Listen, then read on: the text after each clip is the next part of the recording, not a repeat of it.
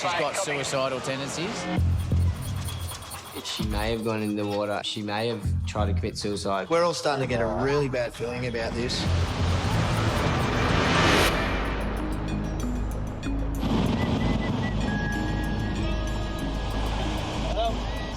lady by herself drinking here a couple hours ago. She drank a whole bottle of wine and some more, and now she's not here, so I don't know what's going on. The first thing that comes to your mind when someone actually goes out of their way and stops you, immediately you sort of think the worst. Okay, copy, mate. Thanks. Yeah, let us know. And you saw her go for a swim, eh? And you just a few hours ago, and then you didn't... About 3 hours ago, and she kept going back in and out. She was definitely drunk. Yeah. I might walk down there. Is someone in the shower still? Sweet. We're just going through this girl's stuff just to, I suppose, try and find her. And I'll do my very best to get back to you when I know something. No. Yeah, Maxi, mate, I'm off the beach. No, thanks, boy. What did you say? So that's a work colleague of hers. She's got suicidal tendencies. It's good to have that information, but then again, it's not the information that you really want to hear. What do you guys think? It's a big call to get the chopper, but... I reckon we definitely call the cops. Reidy's doing a thorough search of the bay here. Yeah, it gets tiring. You see weed and think it's something. Yeah, there is plenty that gets your heart rate up. Boys, I just got more info. Just the gentleman I'm with, he said he saw her stand up, kick her shoes off, and then head south. If she's last seen going south, just she could be sitting on the rocks over there. When Hoppo arrives on the sand, we know that he's made a judgment from his office and from the stuff being broadcast over the radios that we're going to have to scale this up to the next level. Yeah, Jake, I had a look at the ID before me, and Kez will head south now. I think I could recognise her. There you go, Eva. It's a funny one.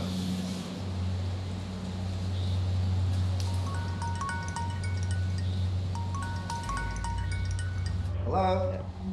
And then I hear a mobile phone ring. It looks like it's coming from the lady's bag. The boys have brought it back to the tower for safekeeping. Yeah, BGS pushing the water up. Okay. We've got the boys out there now looking everywhere, so we're just going to up the search a bit more now. Thank you. Bye. That was a friend on the phone? She said that she was blind drunk this morning. She has got a history of this as well, and she's really concerned about it. So, you right? Not looking real good. Bondi Lifeguards, hello. Coppers are here. Okay, thanks a lot for your help, mate. Thank you. Bye. West Bay? Chopper's on its way. Yeah. South Road in Deano. I'm coming up empty down here, mate. I'm just at the first ramp. Got the chopper inbound. You can just see it over my shoulder here. It's going to do an aerial search, and that's really going to it's going to pick something up pretty quickly. It's unusual the chopper comes. It doesn't come that many times a year, unless it's a really critical and a serious occasion.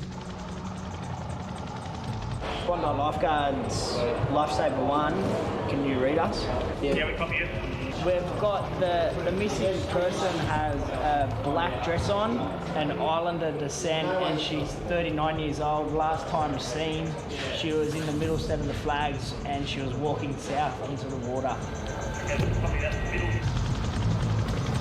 A little bit concerned that the chopper's sitting still. It's hovering over one spot and then hovering some more. You start to get that feeling in your pit of your stomach that maybe we've missed something. We're all starting to get a really bad feeling about this, you know. On a central standby, I could have something here. The next thing I hear is a two-way transmission from Hoppo that he's got something. Now, this is where we hope that it's not the chopper reporting something, so we'll just stand by. How far down? A lady came up to me and said there's a person that she had seen earlier that was walking towards the north end, and it sort of sounded a bit like that person. Yeah. And there she was. If I'm not essential, I've got her. The first thing you notice is everyone sort of lets out a sigh of relief. What about the young bloke running the show? It's just like this, oh, this weight's been lifted off us because, you know, preparing ourselves for the worst at that stage. You don't have to sleep. I was worried where you went. What? Found your bag and no you. When I first got her in the Rhino, she was a bit disorientated. We were concerned where you were. So that's why we took her back up the tower, called the police, and the police then took over and looked after her, and they also called the ambulance in. She's just sitting down in the shade there, and the police are probably monitoring her and making sure she's going to be okay. It's great when we find people before they've actually hurt themselves, and hopefully she can get help, and anyone else that comes down, we can get, and they can get help as well. So it's a fantastic feeling for everyone. No one wants to deal with the worst case scenario. They all want the good ending where the woman goes off and maybe in a month or 6 months' time comes back and knocks on the door and says, "Hey guys, I just want to pop in and let you know how good my life's going."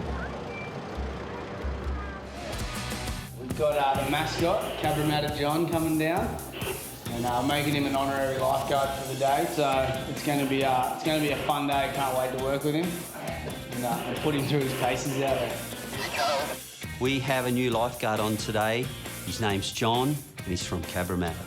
Lifeguard Terry. Lifeguard Deano. Lifeguard Kerbox. He's got Asperger's syndrome, which is a form of autism, and all the boys are really excited to have him here in Australia. How are you, mate? John turned up, I think it was last autumn sometime, and then, he just seemed to turn up every weekend, and yeah, we love him. Bondi Lifeguard shirt. And on the back? Lifeguard. Right on. So John's dream is to be a lifeguard and a Bondi lifeguard hat. And today, we're hoping that comes true. Yeah. Officially, honorary lifeguard for the day. Yes, thanks, Lifeguard Terry. You ready, Johnny? Cabramatta John's living out his dreams. Lifeguarding, girls and good times. Lifeguard Whippet. Well, make sure when I'm out there on the jet ski, make sure there are no sharks around. I'll give him a ring. The most excited I was for John to come down was to get him on the jet ski. If the ski comes on shore, just got to be really careful of it because it's very heavy. And I know he's scared of the water. Go for it, go. Today it was going to be hundreds of metres out on the back of the jet ski, and you could see the nerves, but also the excitement. And at the end of the day, he had a ball out there. What else do you want to do? Do you want to go really fast? I'm just go out there. I've got to say, he's a lovely guy and everything, but he was very distracted. Black and white bikini girl. Wayne, what's your name again? Clarissa. Do you have a boyfriend? Oh my God! What a good way and a good thrill to give a young kid on Australia Day. It was so fun going on the lifeguard jet ski with Lifeguard Tom. Now I'm going to go back to the lifeguard tower to rest and have a break.